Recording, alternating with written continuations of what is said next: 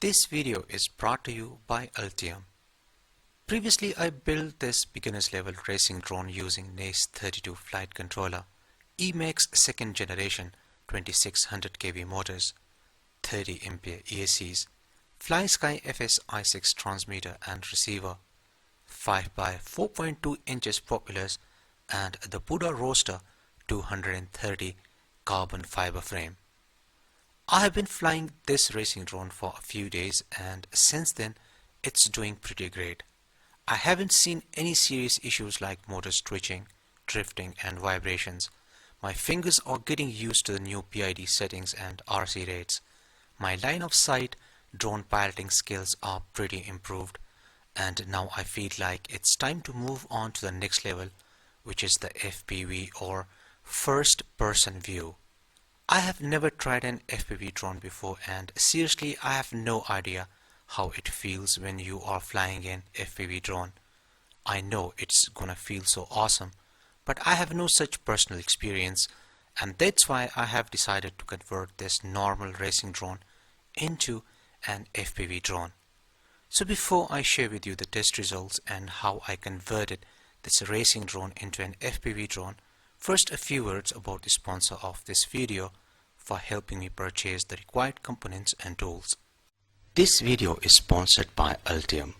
Ultim Designer is the world's most trusted PCB design system. Ultim Designer enables engineers to effortlessly connect with every facet of the electronics design process. Over 35 years of innovation and development focused on a truly unified design environment makes it the most widely used PCB design solution. With Ultim Designer, you can create PCB designs with an intuitive and powerful interface that connects you to every aspect of the electronics design process. Route it your way through any angle, tune for delay, push, slide, and walk around faster than ever. Interact and collaborate with mechanical designers like never before in a photorealistic 3D design environment. If you want to get started with the Ultim Designer, you can click on the first link in the description. In my previous video, I have already explained how to get started with the all-in-one 5.8 GHz 800 TVL Mini HD FPV camera and on-the-go OTG receiver for Android. So if this is your first time using an FPV camera and the OTG receiver, then I highly recommend watch my previous video. I will provide a link in the description. My previous video can be really helpful for you, as I have explained different ways to power up the mini FPV camera.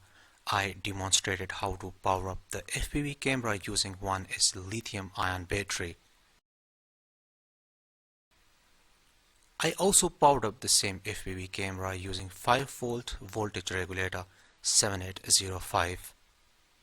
And I also powered up the same FPV camera using a 30 ampere ESC.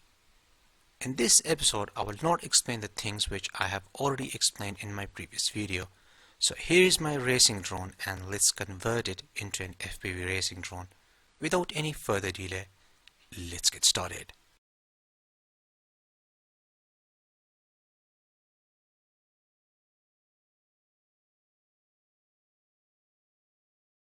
The components and tools used in this video can be purchased from Amazon. The components purchase links are given in the description. I have this mini FPV camera which I'm going to power up using this 30 ampere ESC. As you can see, I have already removed the motor wires because for now I'm only interested in these red and brown wires, which are the 5-volt and ground wires. And I will connect these wires with the camera red and black wires. The thick red and black wires on the ESC will be connected with the 3S or 4S LiPo battery pack to supply power to the camera.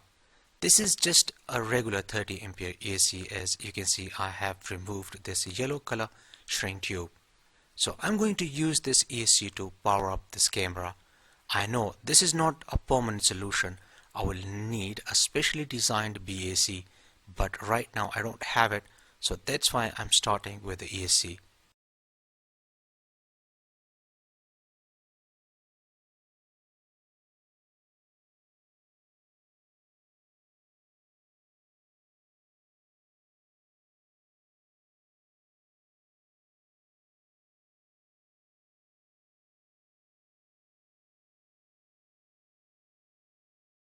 You can see these plus and minus signs on the distribution board. What I'm going to do next is I'm going to solder the red wire with the plus and black wire with the minus. You can clearly see I have soldered the red wire with the plus and the black wire with the minus, and that's it. Our connections are completed, and then we have these red and brown wires which are going to be connected with the FPV camera. The yellow wire is not used.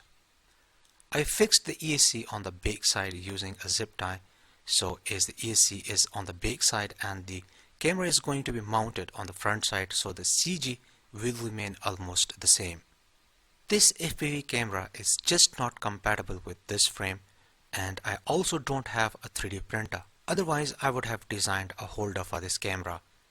Anyways, I fixed this camera on the top and it doesn't look bad at all.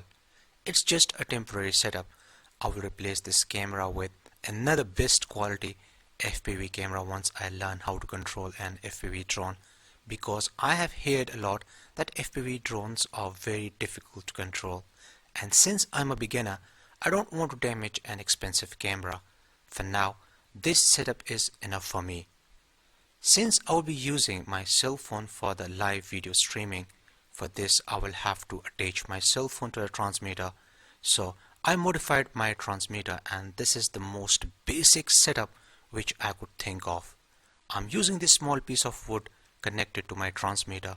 To the wood I attached my cell phone holder using zip ties, and on the back side I attached my skydroid 5.8 GHz OTG receiver.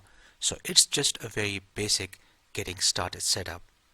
Everything is ready, and now it's time to power up this FPV drone.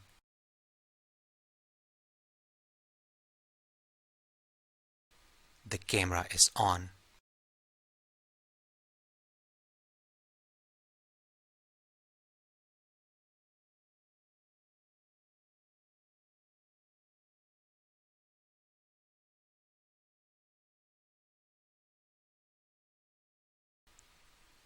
Perfect. So far everything is done correctly.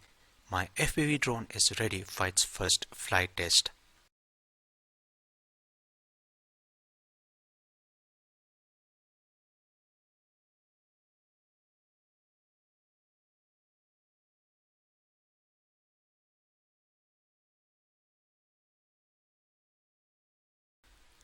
During my first flight test, I realized how hard it is to control an FPV drone. Actually, right from the beginning, I'm used to the line of sight drone flying.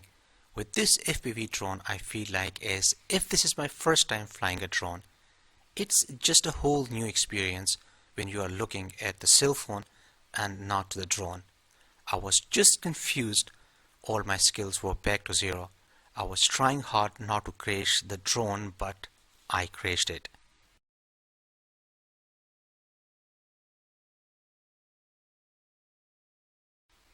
The second flight test wasn't too bad. I noticed a little improvement as I was very gentle with the throttle and the control sticks, but still I crashed it.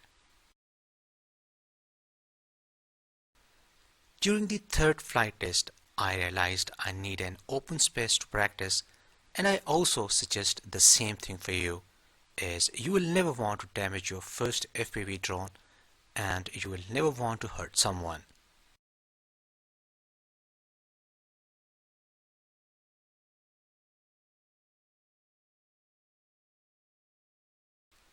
I practiced for 3 days in this open field, and it really helped me in getting started with my FPV drone. Right now you can see there are a lot of noises in the video transmission. This is because of the noise coming from the ESC. So I will try adding a capacitor, or I will purchase a BEC. Basically, this video is not about how to fly an FPV drone, because I have just started with the FPV drone. Once I improve my skills, then I will share with you the tips and tricks. I will keep recording the videos, and this way you will get the idea how I improved. So that's all for now. Support me on Patreon for more videos. I hope you liked today's episode. Like and share this video with your friends. See you in next episode, and thanks for watching.